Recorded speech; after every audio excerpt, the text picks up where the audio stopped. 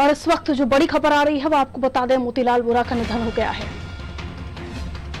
कांग्रेस के वरिष्ठ नेता मोतीलाल वोरा का निधन, कल ही तो जन्मदिन मनाया था और आज उनके निधन की खबर आई। शोकाकुल परिवार, शोकाकुल मध्य प्रदेश।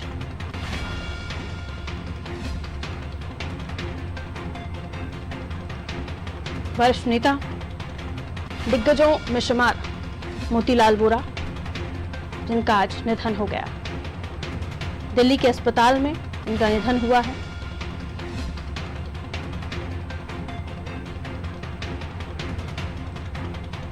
तिरानवे साल की कांग्रेस के वरिष्ठ नेता वोरा, जिनका आज निधन हुआ है।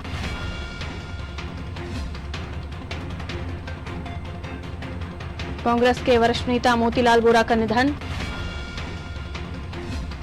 93 साल की उम्र वोरा की थी।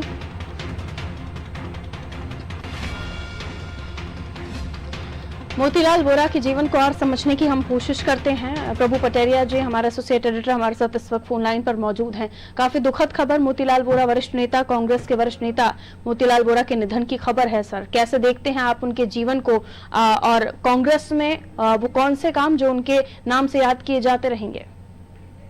देखिए, मोतीलाल वोरा जी को यदि याद किया जाना चाहिए तो उनको मध्य प्रदेश के वो मुख्यमंत्री रहे हैं। उस दौरान उन्होंने शिक्षा को लेकर खासा अच्छा काम किया था। मध्य प्रदेश के मुख्यमंत्री रहते हुए 2 बार उनको ये अवसर मिला था मध्य प्रदेश का। और कांग्रेस की समन्वयवादी राजनीति का वो एक चेहरा थे।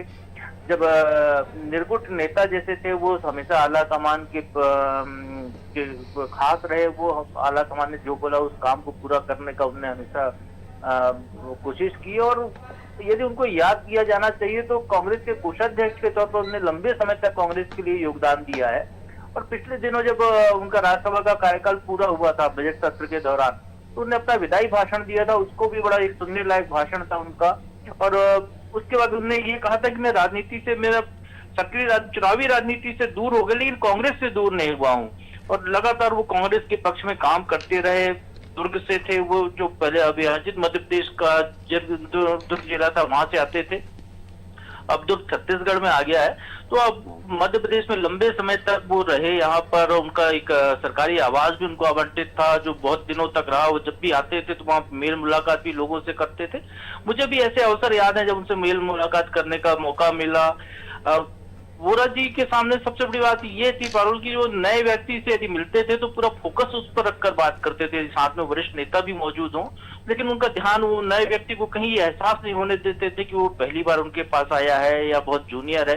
वो सबकी बात सुनते थे। और कभी भी किसी ने भी उनको एक SMS भी किया हो तो पलटकर वोरा जी का जवाब आता था, या तो उनका फोन कॉल ही लोगों के पास आ जाता था। तो इस तरीके का उनका लोगों से एक बड़ा नितांत संपर्क जो था, बहुत ज्यादा संपर्क रखने वाले नेता रहे हैं वो जी। बिल्कुल सर, और जाहिर है कि आपने बताया कि इतना सौम्य उनका व्यवहार रहा, चाहे वो नए उनके साथी हो या कोई भी पुराना उनका साथी रहा हो, डाउन टू अर्थ नेचर उनका रहा। आपने बताया कि काफी समय उन्होंने कांग्रेस के कोषाध्यक्ष के तौर पर भी जिम्मेदारी निभाई। वो आपने ये भी जिक्र किया कि राज्यसभा में उनका जब भाषण हो रहा था, क्या कोई अंश, कोई ऐसी बात आप उनके भाषण की याद करके बता सके?